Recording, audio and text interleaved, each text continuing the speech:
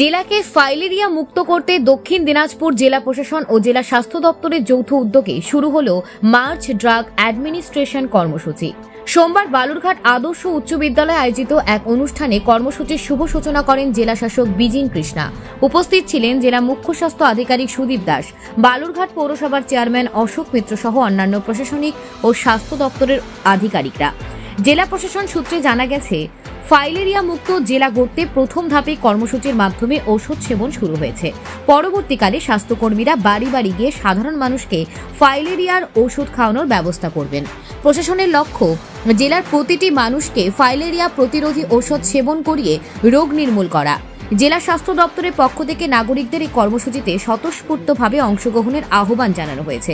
এই বিষয়ে জেলা শাসক বিজিন কৃষ্ণা বলেন, আজকে তো আপনারা দেখেছেন, আপনারা শুনেছেন, আমাদের বালুরঘাট মিউনিসিপ্যালিটি এরিয়াতে লিম্ফ্যাটিক ফাইলেরিয়াসিস থেকে মুক্ত করার জন্য এই মাস ড্রাগ অ্যাডমিনিস্ট্রেশন ক্যাম্পেইন আজ থেকে শুরু হলো।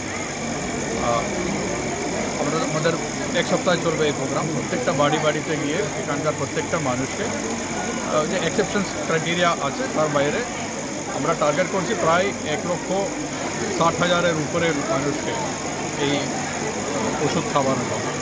যেহেতু 11টি জেলাতে প্যান্ডেমিক হিসাবে ডিক্লেয়ার করা আছে এবং 11টি জেলার মধ্যে আমাদের জেলা আছে। আমাদের জেলাতে আমরা স্যাম্পলিং করে দেখেছি, বালুরঘাট মিউনিসিপ্যালিটিতেই এটা করার প্রয়োজন এটা লক্ষ্য করলাম।